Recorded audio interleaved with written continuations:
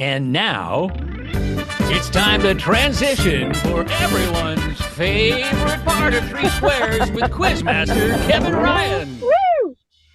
All right. I had a tough time, not tough time. I had a different time kind of coming up with this one because I was like, oh, it's summer. I think I've done summer things before. And so I started to put myself into my mind of like when I was a kid, what did summer mean?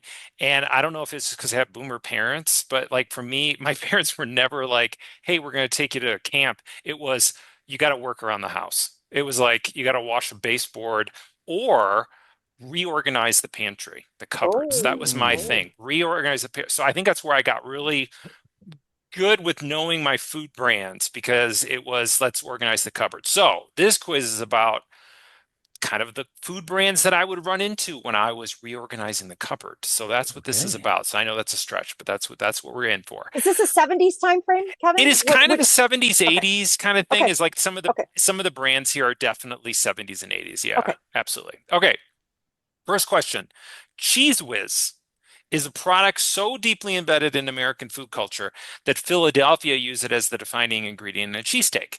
What was Cheese Whiz actually developed for?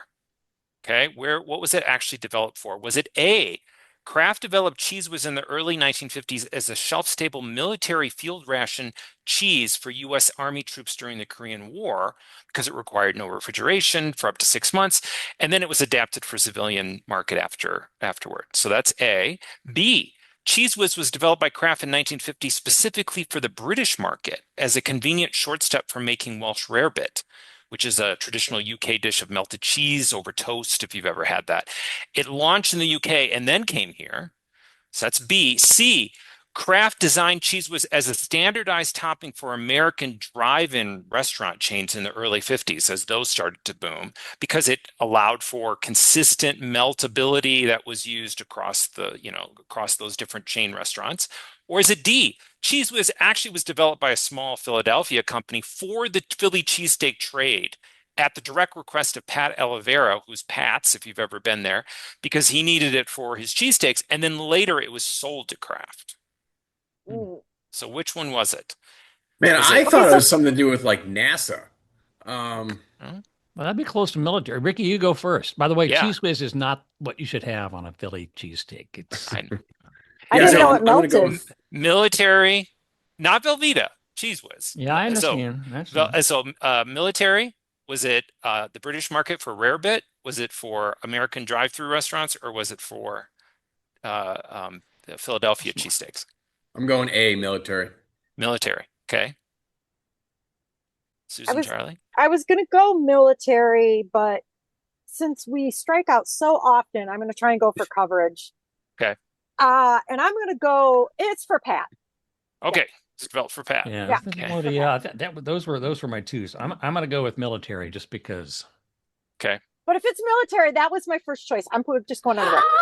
Well, it wasn't for any of those. It was actually developed for Welsh rarebit. Of It was course it originally was. Oh, developed in Britain. It was engineered for man. British housewives to get the consistency. If you ever had a really good rarebit, it's actually Yeah, hard because usually the cheese you use is an aged cheddar, which does not melt well. separates. Yeah. So you have to Oh, use it. And then it was brought here. So, okay. So that's Cheese Whiz. hmm, I Number, loved Cheese Whiz. Putting it on the crackers, making designs, and I mean, no. yeah, it wasn't really food, but it was fun.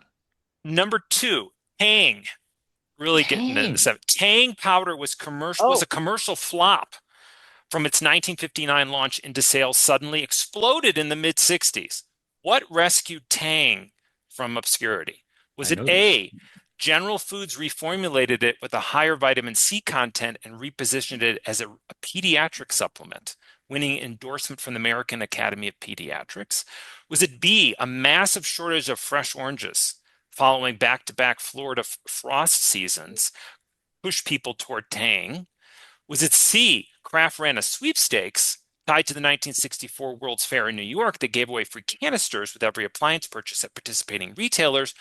Or was it D, NASA selected it for the Gemini, which is how the NASA pronounced Gemini. It's it is Gemini, Gemini. Gemini space mission because it masked the unpleasant taste of the spacecraft's water supply, and the Space Program Association turned a failed grocery product into a cultural icon. All those really smart people, you think they would learn how to pronounce the word. Right. It is actually pronounced Gemini, but yeah, Yeah. yeah. Hmm. Get with it, Charlie. I'm It's going NASA. NASA. It's NASA. NASA. Charlie, did you say, what did I you say? said NASA. I said NASA. Okay. Well, I have to say NASA because that's what I thought Cheese Whiz was.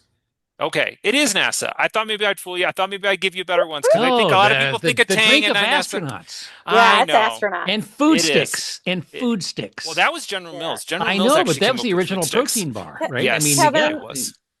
You're slipping on that one. You got to Well, redeem I yourself really on the wanted next to one. put it in because I remember sorting Tang in the cupboard. So I was like, what do I know Okay, about that's Tang? fair. So that That's was number fair. 7. Yeah. That's we what used it was. we used it to stretch orange juice. That's how Oh, we used it. okay. Okay. Yeah, So I we can would see mix that. it with we could mix it with like powdered milk and regular people. I did not down with that where you mix powdered milk and pasteurized milk. That didn't work. But It stretching always orange reminds juice with Tang that worked. it always reminds me of like the orange drink you get at McDonald's, which I always Oh, remember they yeah, used to Yeah, have yeah. on the fun runs. They used to have like a Yeah. giant Yeah. cooler of orange drink, which it's just Okay. Church Didn't Kool-Aid. Letterman mix together Spam and Tang and call it Spang? I don't remember that, but it sounds like something Letterman would do. I think so. I'll Yeah. try and find a YouTube. Yeah.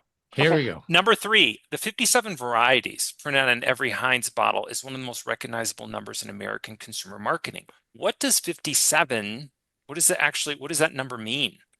Is it A, the number accurately reflects Heinz product count in 1896 when the slogan launched? It became inaccurate only after the company expanded internationally, but Heinz kept it on for brand Their continuity. total product count, not ingredients in the sauce. Right.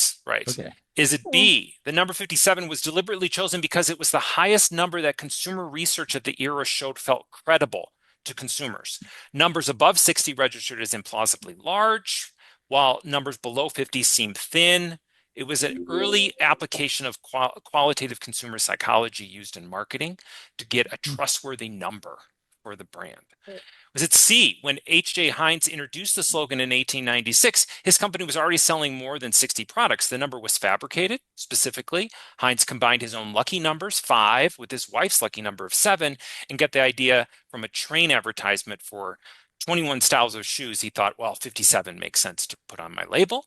Or was it D, 57 varieties was originally a legal classification, number assigned by the USDA's first food labeling regime in 1894, referring to category 57, which was preserved vegetables, and Heinz just adopted it for their label. I'm going with lucky numbers just because it's fun. I Okay. don't think there's a chance in heck it's going to be right, but it sounds fun. I'm going to go D because 57 varieties does not make sense to me in any possible other Okay. way. Ricky? Oh, I'm good. Yeah, I was gonna say C, but I want to do coverage here, so I'm gonna go with A. 'Cause I think A is plausible. Okay. It is C. It is the lucky Damn it. numbers. Yeah. Wow. Yeah. He admitted it himself in writing that they already had more than 60, and so he liked it and he put them together. Yeah, and it all came from seeing the seeing the advertisement For and shoes. think, oh, there's Yeah. yeah. All right, number 4. In 2008, Procter and Gamble went to court in the UK to argue that Pringles were not potato chips. This was not a philosophical question. What was at stake? What was at stake when they were arguing? Was it A, P&G was fighting a class action lawsuit from traditional potato chip manufacturers claiming that Pringles had fraudulently used the word chip in their marketing for 40 years, and they argued Pringles were technically a potato-based extruded snack? Was it B, Hang on. P&G I'm not following the premise here. So they went to court to argue that it was not a chip. P&G Yes. did, Yes. and P&G was a manufacturer. Yes. They were being Okay. sued by the government, and they were saying okay. we are not a potato chip, right? Was it B, P&G was trying to avoid the UK's 17.5% VAT tax on potato snacks by arguing that Pringles were more like a cake or a biscuit than a chip, given that the product is only 42% potato and has a shape, as the lawyers put it, not found in nature? Was it C, the UK had strict rules about potato snacks sold in the country because they must be made from UK potatoes? P&G argued that they used a UK developed variety of potato and that the actual law did not require the potato to actually be grown on the UK shores, just be a variety of UK potato. Or was it D, a UK trade standards ruling that determined Pringles could not be sold in school cafeterias under the junk food classification, and P&G was seeking a snack food exemption based on the product's wheat and corn content? Why did they go to court? Why did they go to court? Did they go to court for the idea that they were not a chip? Did they go because of the VAT tax? And they said that they were actually not even that, they were a cake or a biscuit? Was it that they were not made from UK potatoes? Or was it the fact that they're school cafeterias? Why did they go I'm to going court? B. B. Yeah, the VAT tax makes sense to me, but Ricky already got that, so I'm going to go for coverage as well. I go D for the school snacks. Oh, those are my two. Dang you. So what does that leave me, Kevin? It leaves me. Not a chip, or they weren't made from UK potatoes. UK potatoes. I'll go UK potatoes. Okay. It is the VAT tax. It is the VAT tax. So they argued that they were not made that they were made of 42% potato, so they couldn't be anything but. And the shape is not a natural shape. So Not shape, not found in not nature. found. I A love quote. That's an actual quote Really? from the lawsuit. I don't know. I don't know about that. I think there's leaves that are that shape. I don't know. They've patented that shape. There is a name for it. I forget what it's called. It's some sort of parabola. But anyway, Okay. Almost like a Mobius strip type yes, thing, right? it is a very Yes. unusual shape. Yes, it is. Yeah. Anything else that would fit inside of a tennis ball tube. Okay. Yeah. 5. Crisco, the shortening in virtually every American pie crust recipe, is now considered an iconic American kitchen product. What was Crisco actually developed for? Why did P&G originally develop Crisco? Was it A, Crisco was originally developed to replace tallow in P&G's soap and candle manufacturing after the meatpacking monopoly drove up lard prices? And then when hydrogenated cottonseed oil turned out to be edible and lard-like, P&G pivoted to selling in food? Was it B, P&G developed Crisco as a lubricant for industrial textile looms, where cottonseed oil's viscosity outperformed petroleum grease? And then when food grade certification came along, they were like, well, let's use it for that. Is it C, Crisco was a failed military ration component, originally developed as a shelf-stable, highly caloric supplement for use within the U.S. military. That's in just the US gross. Army? Well, if you've ever had pemmican, you know that that's not unusual for fighting troops to have stuff like that. Or is it D, Crisco originated as a replacement for whale oil in candle manufacturing after international whaling restrictions tightened in the 1890s?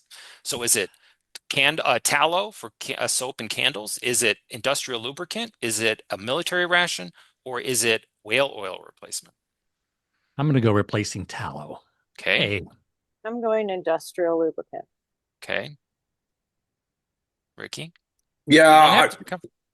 No, but I'm going to pick it because it's so out there. I'm going whale. Okay. D. I do love the whale one, but that is wrong. Yes. Charlie is correct. It is tallow.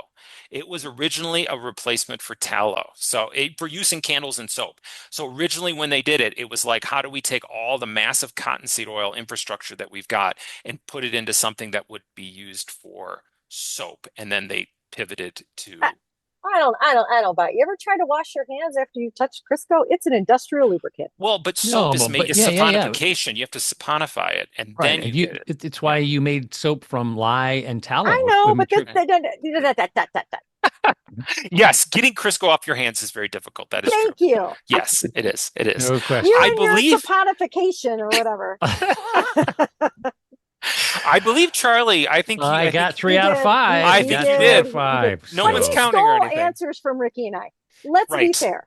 Right. Right, Ricky? We were robbed by Charlie. Hey, know I we were. think I got them all wrong last time. So me getting 2 is actually That is really Yeah. good. There you go. That is really Moving good. in the right direction.